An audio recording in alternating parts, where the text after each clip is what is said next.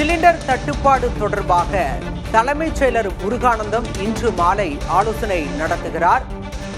மாவட்ட ஆட்சியர்களுடன் இன்று மாலை 4 மணிக்கு தலைமைச் செயலர் முருகானந்தம் சிலிண்டர் தட்டுப்பாடு தொடர்பாக விரிவாக ஆலோசனை நடத்தவிருக்கிறார். அண்மை செய்தியாக பார்க்கின்றோம்.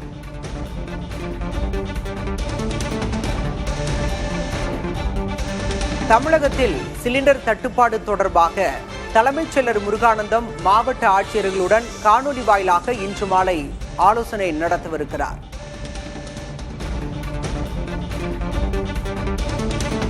விவரங்களோடு செய்தியாளர் ரமேஷ் இணைந்திருக்கிறார். ரமேஷ், கூடுதல் விவரம்.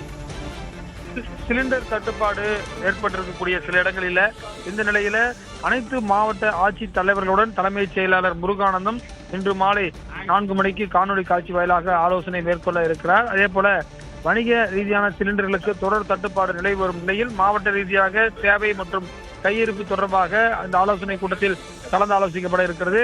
தேர்தல் தேதி விரைவில் அறிவிக்கப்பட உள்ள நிலையில் அனைத்து மாவட்டங்களிலும் வாக்குச்சாவடிகள், வாக்கு எண்ணிக்கை மையங்கள், பதட்டம் நிறைந்த வாக்குச்சாவடிகள், கூடுதல் பாதுகாப்பு உள்ளிட்ட அம்சங்கள் குறித்தும் இந்த ஆலோசனை கூட்டத்தில் ஆலோசிக்கப்படும் என்று தெரிகிறது.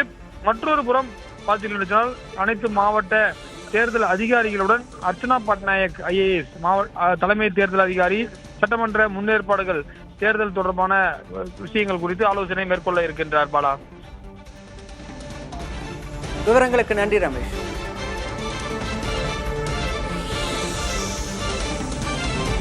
சிலிண்டர் தட்டுப்பாடு தொடர்பாக மாவட்ட ஆட்சியர்களுடன் காணொலி வாயிலாக தலைமைச் செயலர் முருகானந்தம் இன்று மாலை ஆலோசனை நடத்தவிருக்கிறார்.